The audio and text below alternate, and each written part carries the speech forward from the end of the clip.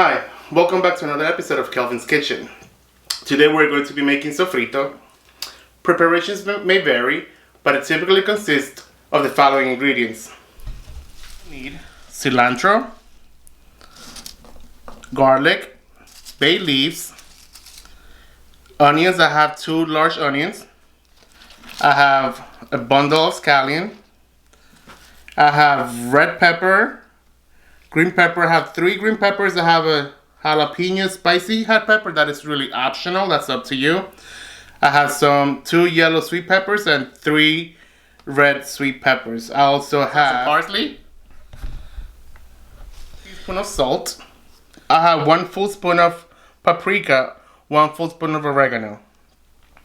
We're gonna put it into the food processor and we're gonna blend it all together, and that's gonna be our sofrito base.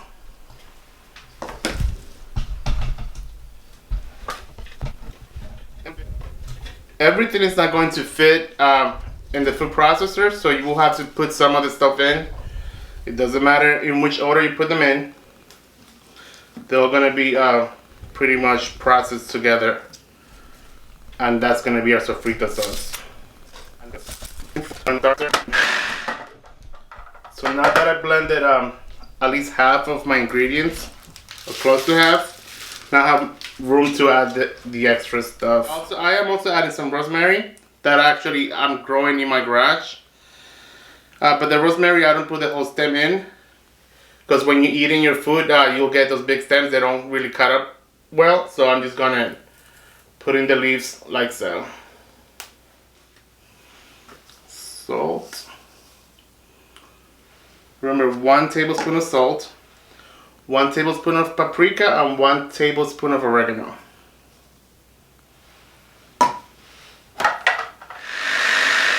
So my sofrito is almost done. I'm just making sure that all the ingredients are together, blended, and there's no big chunks of anything. So I'm just gonna give it another go for another couple of seconds, and it should be done. I'm going to show you how to preserve it in the freezer. I actually put them in ice cube trays, and I use them as needed.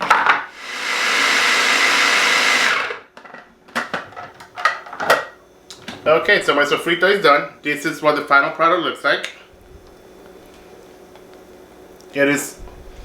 Smells so good. It smells delicious.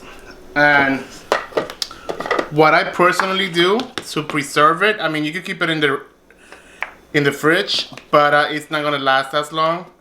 And I work all week. I don't have time to make it every day. So I usually make a big batch, put them in the ice cube trays, freeze them, and I take them out as I need them. I'm just using this fresh batch for what I'm making today. Alright, thanks guys for watching, and good luck with your sofrito. If you have any questions, any comments, please put them down below. See you guys. Bye.